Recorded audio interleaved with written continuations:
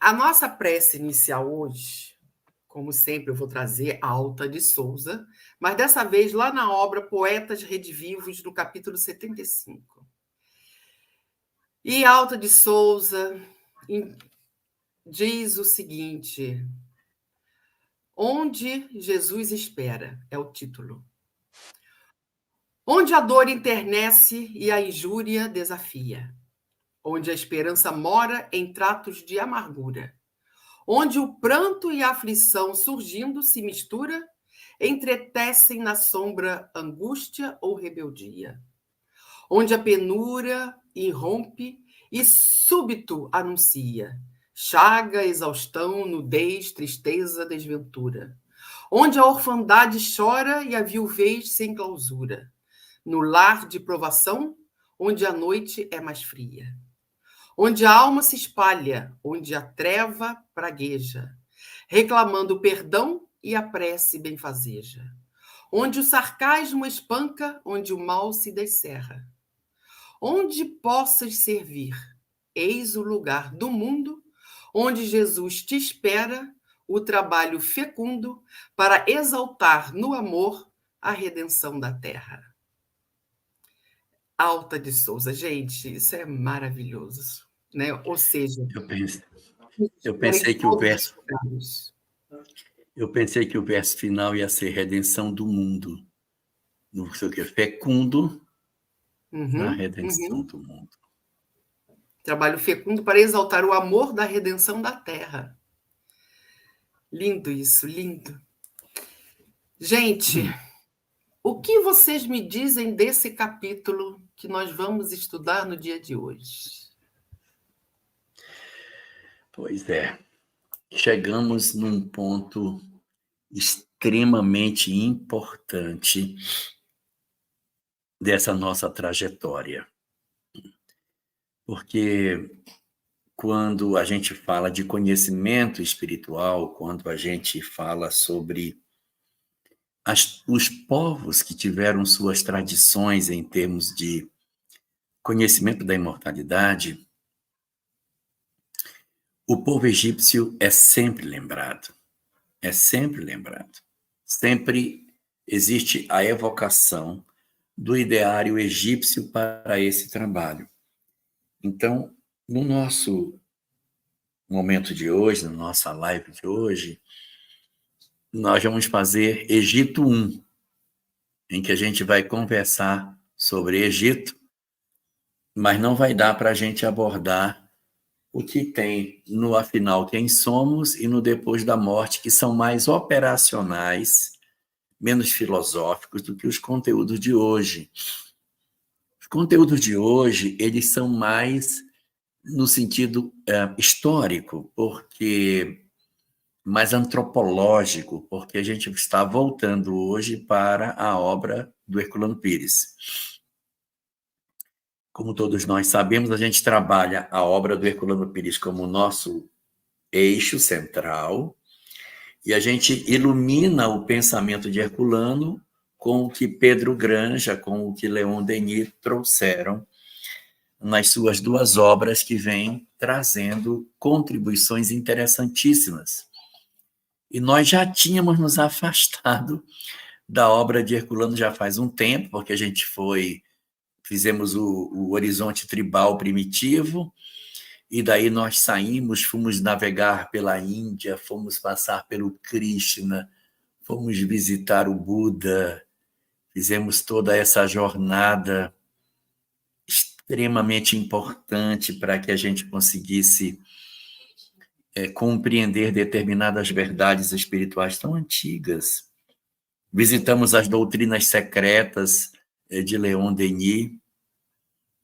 Então, quando a gente hoje está voltando para o livro do Herculano Pires.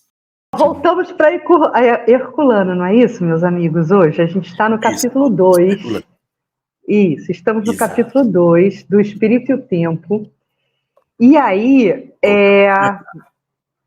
isso, voltamos para aí, exatamente.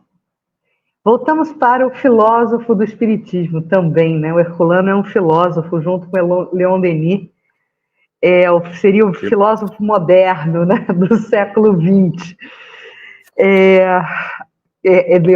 Leon Denis pegou 19 e 20 um pouquinho, né?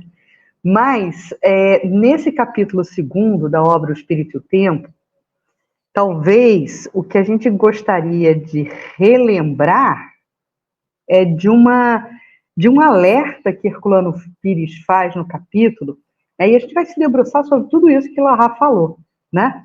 Mas a gente vai tratar, como já tratamos, né, do primeiro capítulo do Espírito e o Tempo, quando a gente falava das primeiras sociedades primitivas. Hoje nós vamos do horizonte tribal, que foi assim que Herculano, né, criou essa nomenclatura do horizonte tribal. Hoje nós vamos tratar do horizonte agrícola. O que isso quer dizer?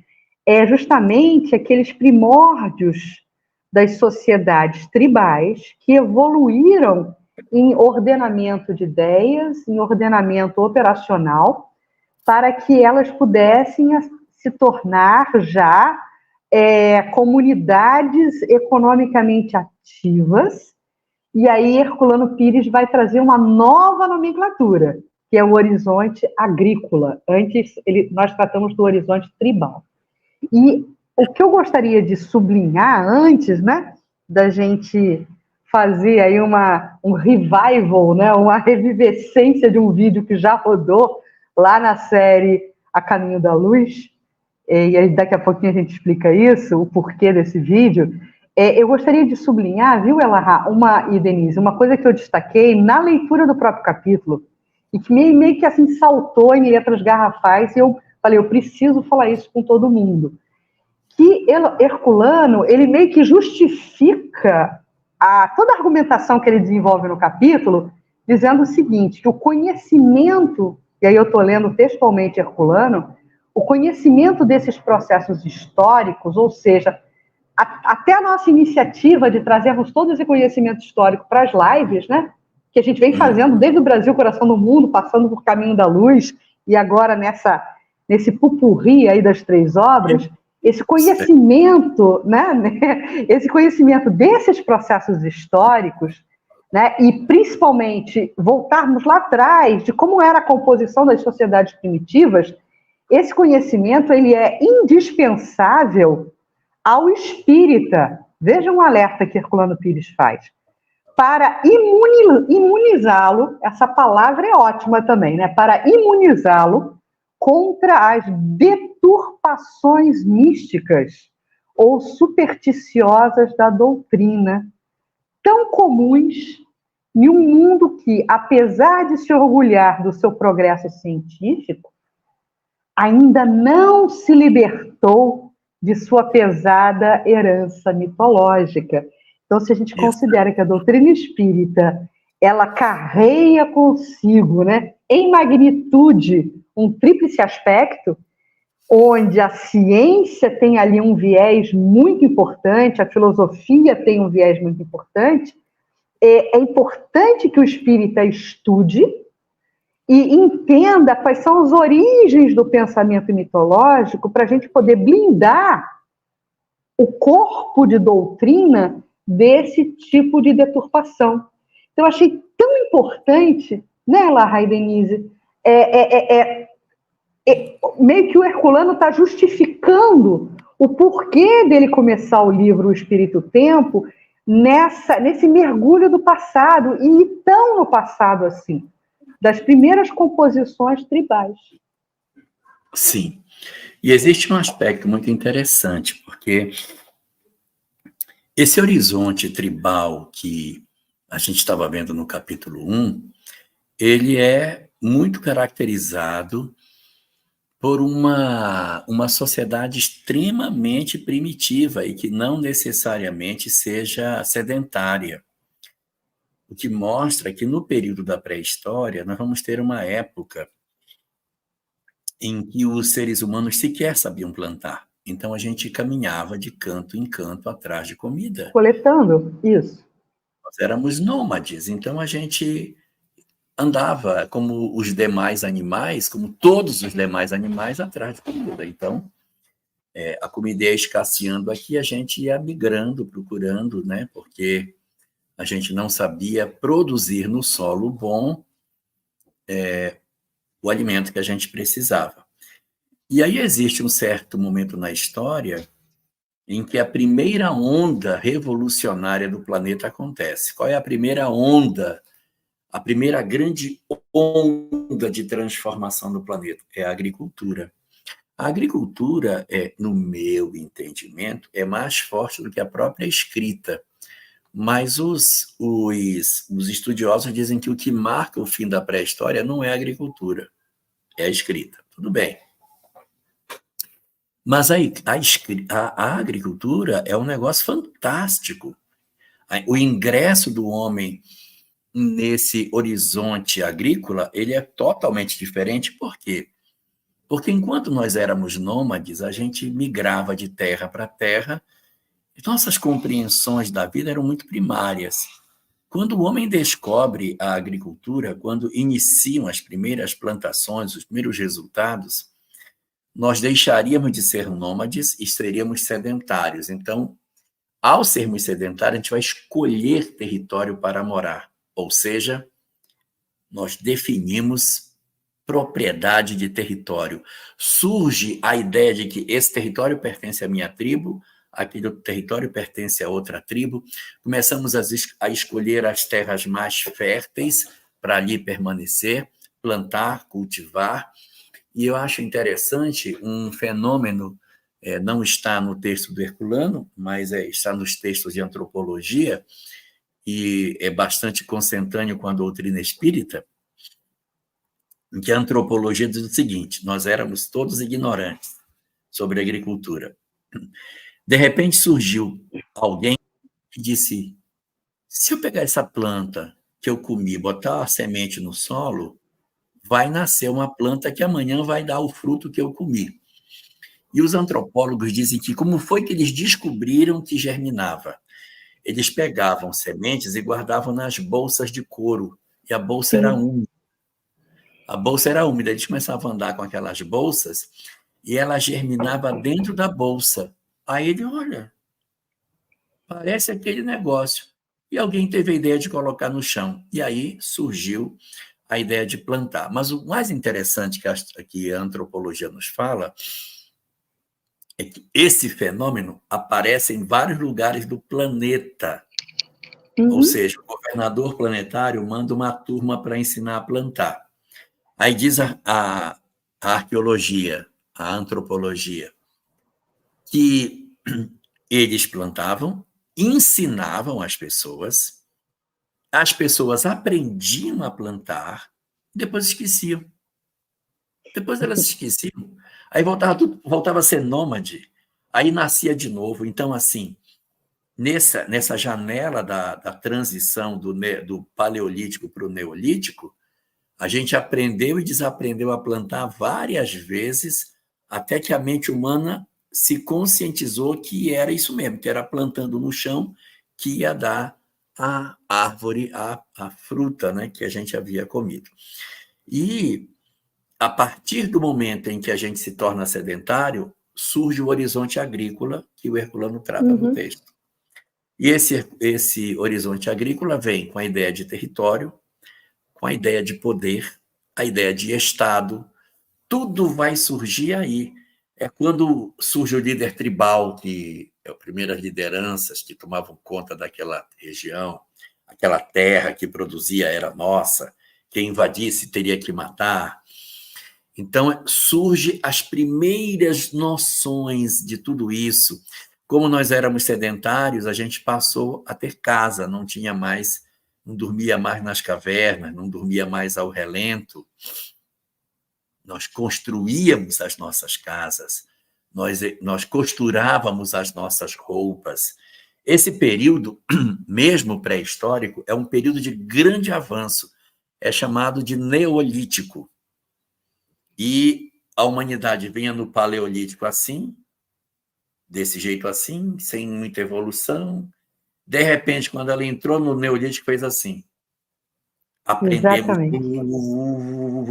Porque é quando os primeiros capelinos chegam no período neolítico. Eles vêm para organizar até a parte corporal nossa, nossas estruturas físicas. Então, a gente vai deixando o horizonte tribal e se aproximando do horizonte agrícola.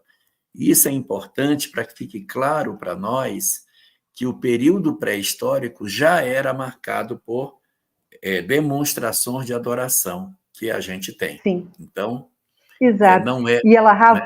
Né? Exatamente. Você me deu um gancho, porque duas coisas a gente precisa pontuar, né? E a gente está na abertura da live, tá, gente? Porque hoje o capítulo é riquíssimo. Mas duas coisas a gente precisa pontuar, que o Elahá estava falando e eu estava me lembrando. Primeiro, está faltando Kardec na nossa vinheta, viu, Denise? Porque a gente sempre vai ter que costurar com Kardec também. E ao ouvir o Elahá falar, me lembrei do texto das aristocracias, quando Kardec vai fazer aquela varredura das composições das sociedades ao longo da história da humanidade, e ele abre o texto das aristocracias, que a gente vai encontrar em obras póstumas, dizendo que toda organização social do horizonte tribal se baseava no poder, quer dizer, aristocracia vem do grego, né? Significa poder dos melhores, aqueles que exerciam liderança.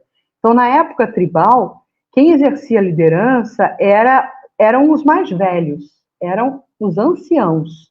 Então, Kardec classifica esse primeiro momento aí da sociedade liderado pelo mais velho. Aliás, é uma aristocracia que precisa ser revigorada nos dias de hoje. A gente precisa respeitar os mais velhos, né? Toda essa maturidade, toda essa experiência de vida. E naquele momento tribal, isso era muito valorizado, né? Os anciãos, o mais velho, era aquele que dava conselhos, era aquele que apresentava as diretrizes daquele grupo. E isso no ambiente tribal. Depois, quando já está em vigor justamente esse horizonte agrário, quando o homem já se torna sedentário, já fixa a residência, já começa a explorar territórios, delimitar territórios, quem surge? Qual é a nova figura de liderança que surge nesse cenário? É o guerreiro. Então, Kardec vai intitular esse segundo momento da composição das sociedades como a aristocracia da força bruta, porque seria o guerreiro que facultaria aquele grupo social a expansão dos seus domínios, a expansão dos territórios. Então, o guerreiro passa a ser, naquele momento, a figura mais importante. E aí, e tem a ver agora com o gancho que a gente quer criar para o vídeo, né? E Herculano fala isso no texto. Dentro da tipificação, digamos assim, do horizonte agrário, o Egito vai surgir como a grande potência representativa desse momento, né? Porque é no Egito que a gente vai ver a força, a gente vai ver a pujança, né, da produção de riquezas a partir da agricultura, o desenvolvimento do poder, o desenvolvimento da cultura, e uma cultura que vai estar baseada, e a gente vai falar muito disso na live hoje, na questão da racionalização, mas que vai ter muito componente anímico. Aquele componente anímico, herança do momento tribal, né? E aí a gente vai ter que bom que a gente vai ter que, né, Elahá? Porque Elahá quase não gosta do Egito, falar do Egito. Pois é, e eu queria até comentar uma coisa, antes da gente partir para cima dele, que é o seguinte, a Índia, ela é anterior, ela se organizou muito antes do Egito. A gente viu nas lives anteriores que o primeiro centro de formação de mão de obra espiritual foi na Índia. Criou-se esse centro de formação e depois esse pessoal reencarnou espalhado no planeta, levando a doutrina secreta a todos os lugares. Então, por isso que ela era tão assemelhada, porque o centro de formação era o mesmo. Só que a Índia, nessa época, não era uma potência de riqueza, ela era uma potência espiritual. O Egito vai ser uma potência de riqueza, de Olhe as pirâmides, então, é uma coisa diferente daquilo que a gente vai ver. É lógico que a gente vai encontrar depois na Índia templos impressionantes, esculpidos numa única pedra dentro de uma cratera, coisa inimaginável, não é? Inimaginável. Mas é posterior. Isso, exatamente. E a Índia, até pegando aí sobre o bastidor espiritual, né, e tentando filosofar um pouquinho sobre a responsabilidade espiritual de cada civilização, a Índia vai criar o sistema de castas, que já é um sistema que dá ali, incensa o orgulho, o egoísmo e a vaidade. Sistema de castas, Índia. Mas a gente vai ver no Egito o prenúncio de todo um processo, de todo um modelo de escravização.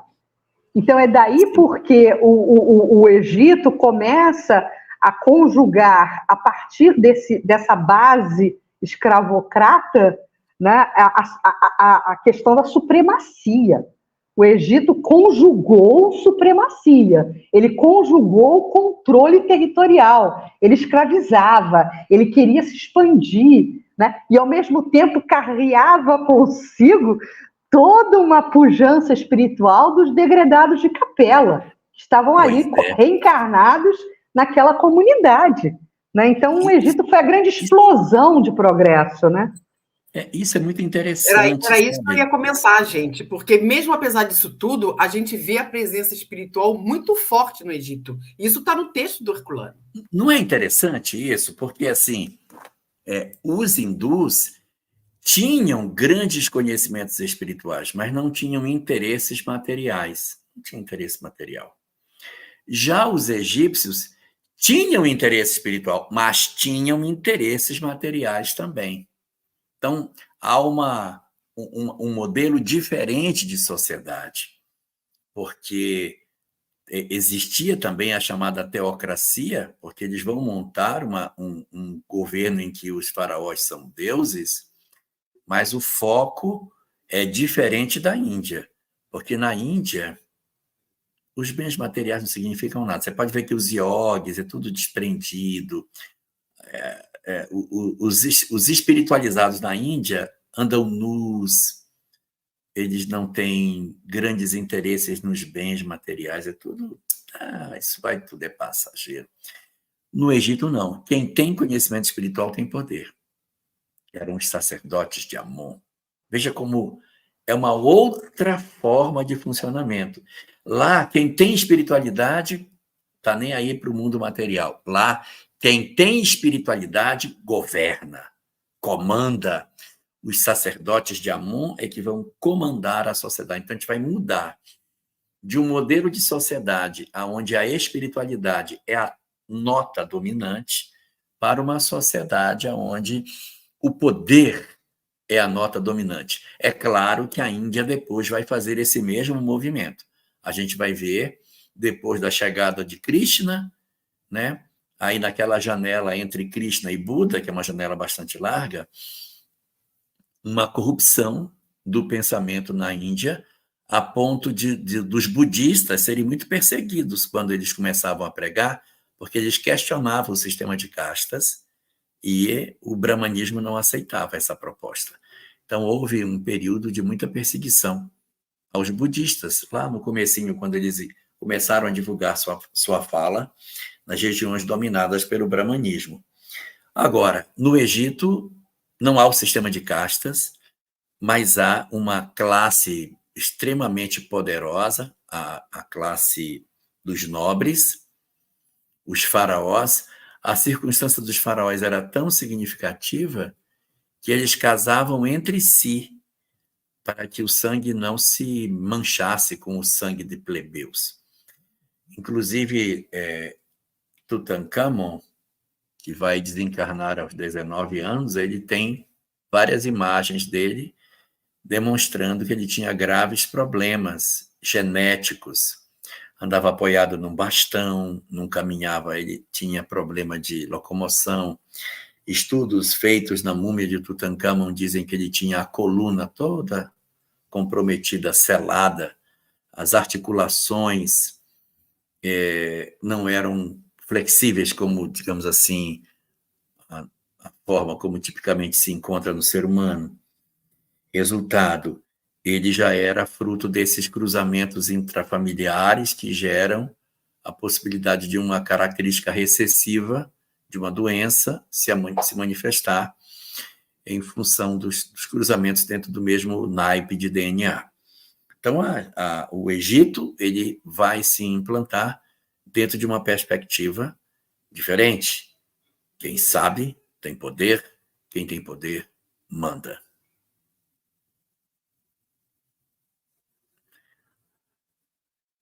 Podemos ir ao vídeo da crise, então?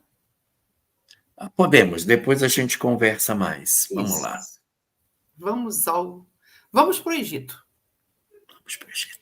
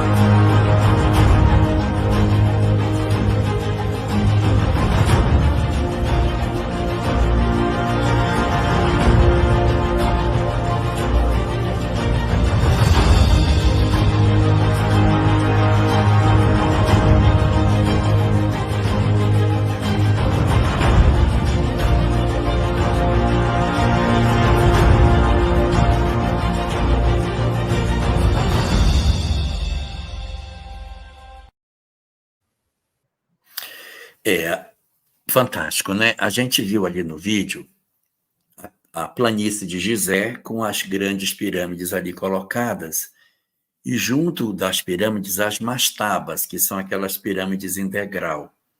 Aqueles foram os primeiros exercícios que eles fizeram para tentar construir uma pirâmide. E quando você vê o exercício deles para aprender como que se faz, como que se constrói. E essas pirâmides, elas foram feitas há um tempo muito, muito remoto em relação ao tempo em que nós estamos aqui. Elas remontam a um período de 40 séculos atrás, é o período, né, em que essas pirâmides foram colocadas, só que as pirâmides outras são ainda bem mais antigas do que essas. Então, é todo um exercício de desenvolvimento. Mas por que eu estou comentando sobre essas pirâmides? Porque elas ficam todas, as pirâmides mais antigas, nessa planície de Gizé, próximo do Cairo. Na verdade, o Cairo é que foi colocado perto das pirâmides, não foram as pirâmides perto do Cairo, mas elas ficam todas do mesmo lado do Rio Nilo, todas ficam do lado de lá. Ou melhor, do lado de cá. Estou do lado daqui, do lado de cá. Elas ficam todas do lado oeste do Nilo. Por quê? Porque o Sol nasce no lado leste e repousa no oeste. Como era a morte, então as pirâmides são todas postas do lado do rio onde o sol se põe, porque representa o pôr do sol. Porque depois do pôr do sol virá novamente o dia. Então, aquele sepultamento é apenas uma representação simbólica daquilo que vai voltar a viver. E aí eles vão construir essas pirâmides para o sepultamento dos seus chamados mortos, na compreensão clara e absoluta de que a vida continua. E de onde vem isso? Se a gente voltar lá no capítulo anterior do Herculano, ele vai falar para a gente da mediunidade, em que eles viam os seus entes, eles viam os seus mortos, e com essa leitura eles acabavam concluindo que sim, existia vida após a morte, era inequívoco isso. Muitos dos que haviam vivido na Índia no período da construção da escola dos conhecimentos espirituais, a chamada doutrina secreta, reencarnavam no Egito e traziam essas mesmas informações para outras regiões do planeta. Então, a doutrina secreta que veio na Índia, ela começa a se espalhar no Egito. Nós vamos ter depois, não vai ser hoje, vamos conhecer um pouco mais sobre Hermes Trismegisto, que a gente vai encontrar quando estiver lendo a obra do Leon Denis, Depois da Morte. E eu vou ler alguns pedaços na próxima live e vou perguntar, isso saiu de que obra de Kardec? Porque a sensação que você tem é que foi Kardec que escreveu. É impressionante a nitidez do pensamento de Hermes. Então, eles tinham convicção de que a vida continua. Então, por isso que eles embalsamavam os corpos. Porque a alma ia voltar. Precisava do corpo. E não podia ter o corpo mal conservado. Então, eles embalsamavam para que, quando eles voltassem à vida, encontrasse o corpo em boas condições. E eles tinham dentro do sarcófago 5 potes de pedra que eles colocavam lá dentro, que eram os canopos, onde ficavam as vísceras. Então, o coração ficava num canopo, os rins, fígado, era tudo guardado nesses vasos.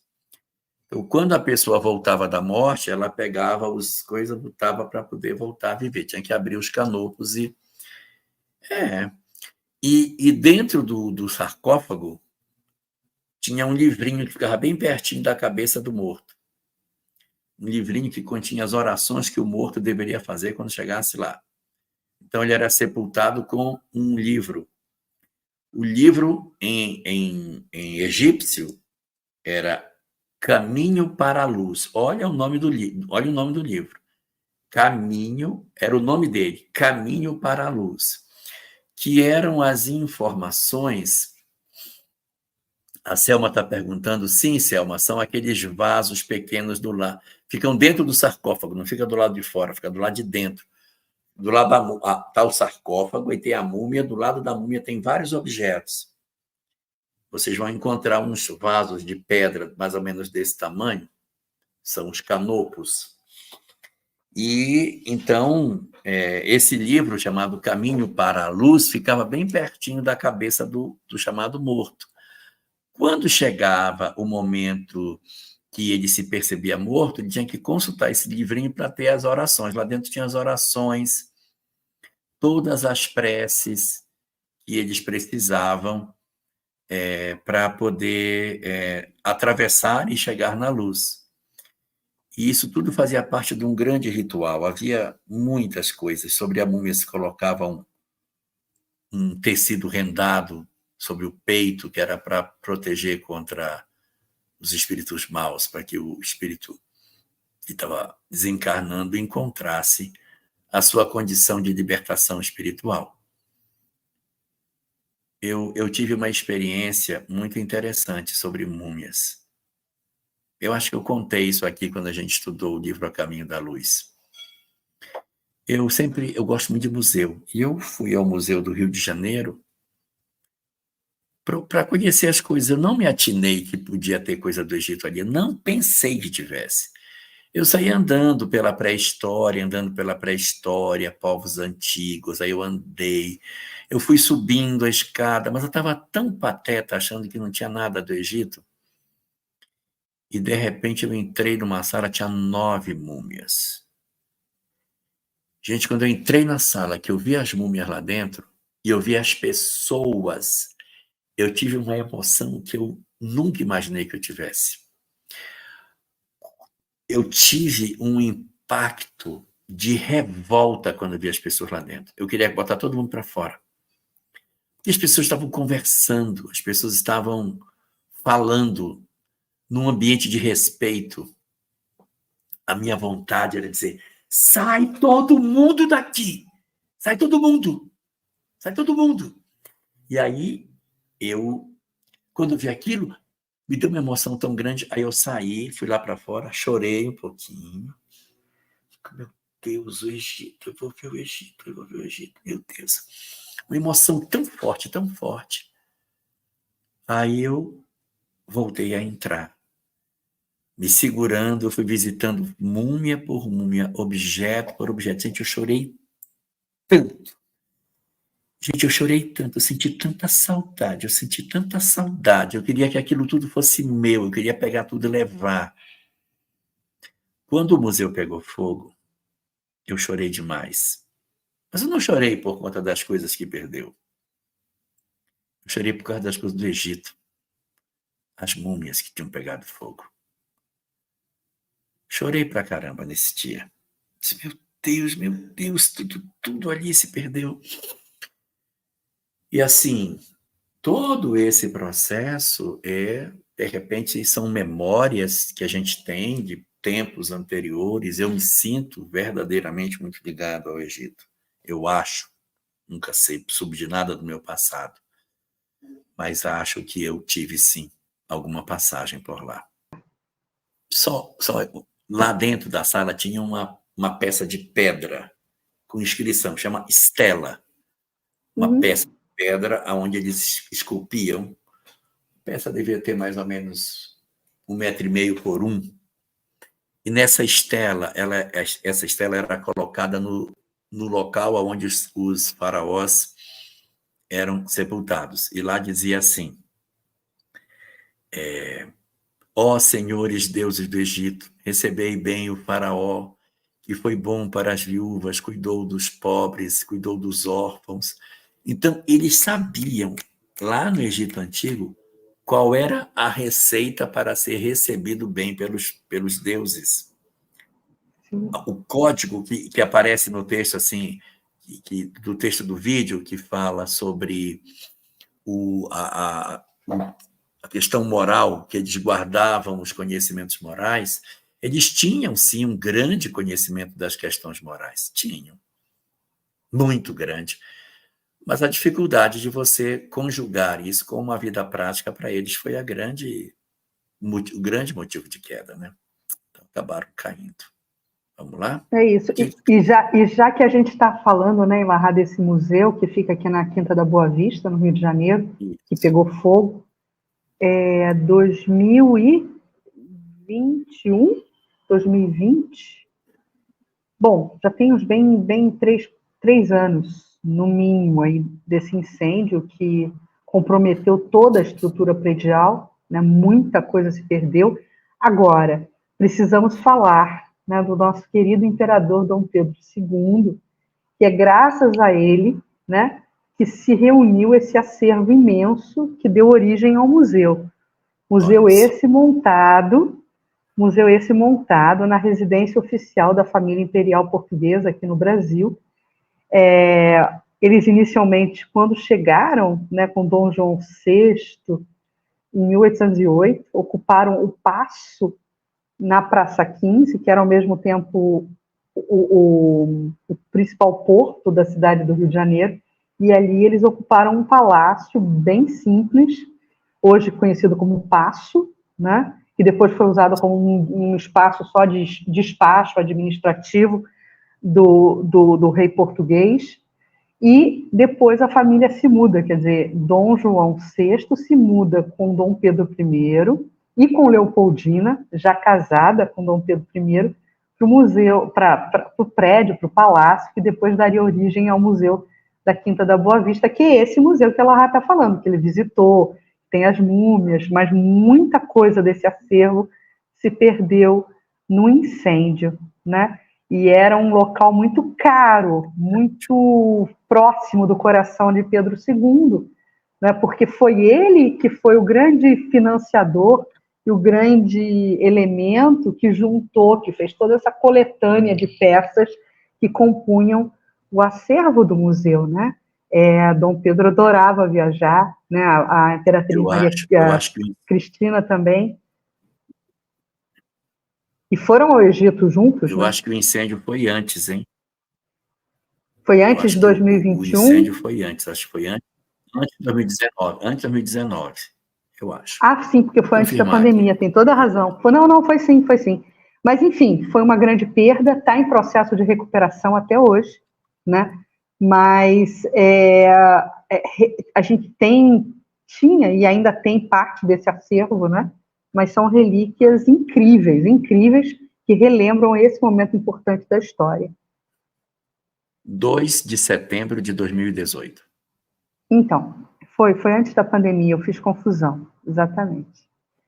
E aí, meus amigos, quando a gente fala de Iuela, né, lembra lindamente de todas essas características das grandes edificações, das pirâmides do Egito, o que eu achei tão importante também, Herculano Pires lembrar no capítulo da obra, né, desse segundo capítulo da obra, é o ponto-chave de toda a discussão, de todo o levantamento de argumentação e de ideias que ele lança no capítulo, que é a diferença entre o homem tribal e essa contribuição dos exilados de Capela, compondo ali a sociedade egípcia, quando a gente vai perceber um desenvolvimento mental, racional, absurdo, na comunidade da sociedade egípcia em comparação ao homem primitivo.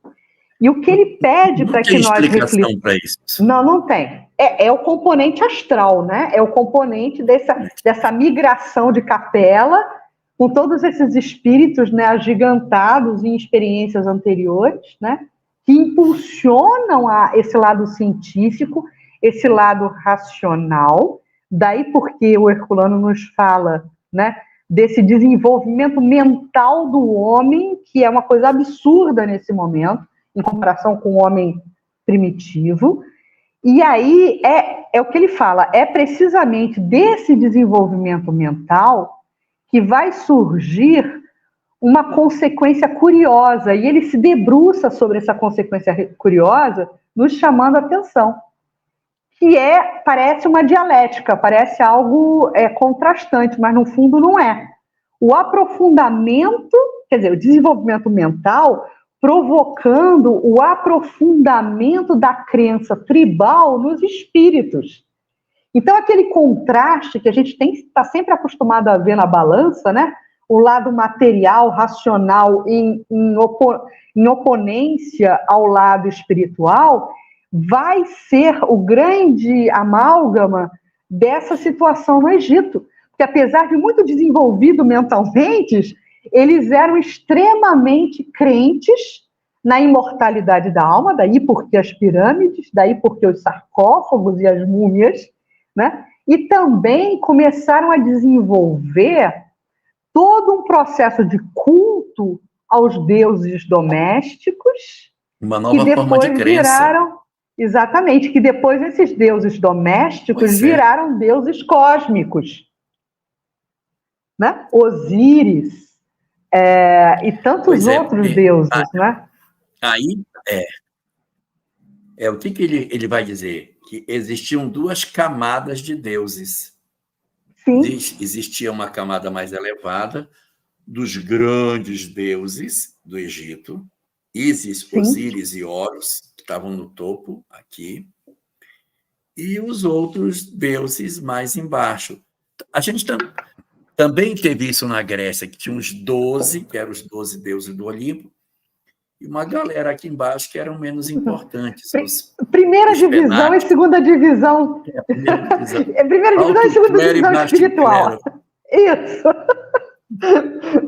Exatamente. Eu estou colocando essa discussão em cima desses aspectos todos, né? Que é a mudança do modelo de adoração. Porque é ali no Egito que vai se pegar, e Herculano vai dizer, começa a se fazer a adoração dos ancestrais, daquelas pessoas que tinham uma certa...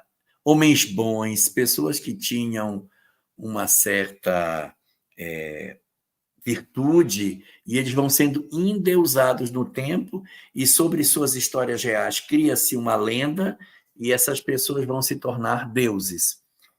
Nós estamos no Egito, mas para ficar mais claro o que eu quero dizer, a figura de Hércules. Hércules existiu, um homem que era forte, mas certamente ele não abriu o Estreito de Gibraltar, mas se ofereceu a Hércules um poder incomensurável de força. Deve ter existido um cara muito forte, aí as histórias vão se criando, e o mito fica muito maior do que aquilo que a pessoa é. E depois de criado o mito, né, as pessoas acabam acreditando no mito e não na realidade que as coisas têm. E aí depois Hércules, para poder justificar, Pan vira filho de Alcmena com Zeus, para poder justificar a sua característica sobrenatural, que ele seria, então, um filho de um deus. Então, isso é muito, muito curioso, porque é uma virada de chave no entendimento que as pessoas tinham sobre todas essas questões, né? O que é importante, quando a gente passa a analisar as características dessa sociedade agrícola, né, e a pujança do Egito nesse contexto, é também elencarmos as características que Herculano vai apresentar dessa sociedade agrícola, e aí ele usa o Egito como uma representação, né, de potência enquanto sociedade. Ele vai falar de algumas características muito importantes. A primeira, ele classifica como sendo, desse animismo, né, do horizonte agrícola, o aprofundamento do animismo tribal, né? Animismo por quê? Porque o ânima, né, é aquilo que emerge do indivíduo, não tem nada a ver com o processo mediúnico. O mediúnico é algo em relação à comunicação que se dá entre os dois planos da vida, a vida material e a vida extrafísica. O que é anímico é aquilo que provém do próprio indivíduo, daí porque a palavra animismo. Então, ele fala do animismo tribal, na personalização da natureza, que chamaremos de fetichismo. Então, ele fala que o fetichismo, quer dizer, você elencar forças da natureza e encarar essas forças da natureza como divindades, isso faz parte do que o Herculano chamou de fetichismo, né? E os fetiches básicos, a terra-mãe, o céu-pai, e essas ideias e essas interpretações foram muito características de várias culturas. Na Índia a gente tinha esse entendimento, no Egito a gente teve esse entendimento, só que no Egito inverteu-se, né? O que era pai não era o céu, era a terra, e o céu era a mãe. Enfim, mas as forças da natureza ganhando poderes divinos, né? O mediunismo, que surge por conta desse intercâmbio entre as duas esferas, e dessa fusão entre o fetichismo e o mediunismo. Por que mediunismo? Porque o ato mediúnico puro, é o ato mediúnico 100% raiz, porque aí depois com Kardec o mediunismo vai evoluir para a mediunidade, trazendo ao mediunismo uma inclinação moral, uma inclinação caritativa. Aí o mediunismo se torna mediunidade. E além, né, se torna mediunidade com Jesus.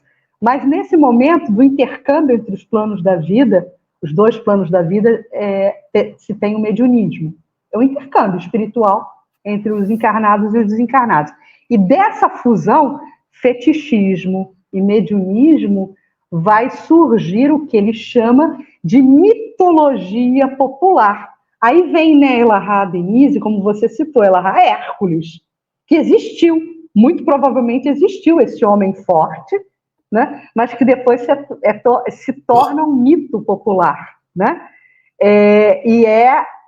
Também, a partir dessa mitologia popular, emerge a primeira forma, segundo Herculano Pires, de religião antropomórfica, porque o Egito também vai apresentar deuses em forma de gente, misturando componentes animais, né?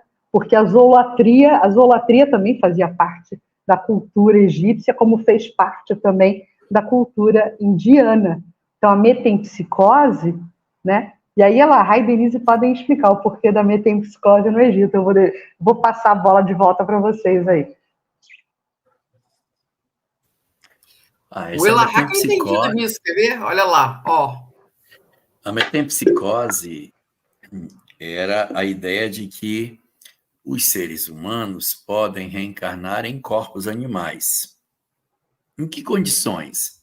Desobediência, condições de descumprimento das leis dos deuses. Então, a punição era renascer em corpos animais. De onde veio essa crença? Essa crença veio do exílio, em que essas entidades que estavam num padrão muito mais evoluído se sentiam como que habitando corpos de animais, vivendo como animais, numa sociedade primitiva, sem os recursos tecnológicos que eles já conheciam. Então, era como se eles tivessem voltado a ser bicho novamente. Do ideário deles, da compreensão de que isso era possível, surgiu a ideia da metempsicose, que vai ser usada em muitas doutrinas reencarnacionistas para justificar a punição sobre determinadas almas. Enquanto que os judeus interpretavam isso de outra maneira no mito de Adão e Eva, onde foram expulsos do paraíso, não deixaram de ser gente, mas perderam completamente todas as benesses que tinham. Ele vai destacar duas: a máquina e a anestesia. O homem ganharia o pão com o suor do rosto, não tem mais a máquina.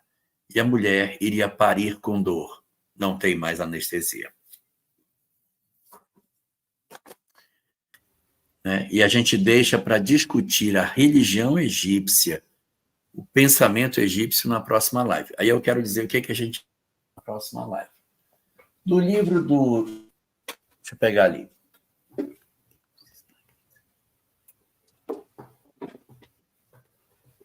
Aqui, da obra do Pedro Granja, Afinal, Quem Somos, nós vamos dar continuidade ao que a gente vem estudando.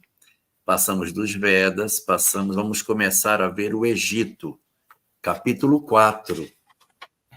Capítulo 4, o Egito. Tá bom? Capítulo 4 do livro Pedro Granja, do Afinal, Quem Somos, do Pedro Granja. E o capítulo 3 do Depois da Morte, que é o capítulo que vai tratar sobre os egípcios. Tá bom? A gente vai estudar os egípcios. Já vimos a doutrina secreta, que é o primeiro, a Índia, que é o segundo capítulo, e o Egito agora como sendo o capítulo seguinte, tá bom? Elahá, você faz a nossa prece de encerramento? Faço. Senhor, nós nos curvamos diante da excelência das verdades espirituais que tu nos encaminhaste há tantos anos, há tantos séculos, há tantos milênios, para que nós descobríssemos o caminho para a luz. Nós te rendemos graças pelo teu esforço inaudito de nos oferecer tantas formas de descobrir a tua presença nas nossas vidas. Nós te saudamos, Senhor, pelo teu esforço que nunca cessa de nesta encarnação nos ofereceres a mensagem espírita, para que decifrássemos os arcanos da vida, entendêssemos de maneira muito mais clara e que estão soltas. e, enfim, compreendêssemos a majestade dos ensinamentos do teu Filho Jesus, como sendo a excelsa verdade que precisamos buscar. Não deixa, Senhor, que nunca mais nos distraiamos no caminho, contemplando as pedras preciosas, esquecendo da essência que a vida nos convoca a viver. Que seja o teu amor o roteiro das nossas almas e que estejamos desde agora verdadeiramente comprometidos com o amor e com o desejo de sermos úteis diante de tudo aquilo que tu nos ofereces para que saibamos. Deita as tuas bênçãos sobre toda a humanidade padecente, ilumina o coração do homem tão descrente de ti e restaura, Senhor, em nossas almas as conexões perdidas da tua existência no fundo das nossas almas. Fica conosco, Senhor, e que a tua paz esteja sobre todo o nosso planeta.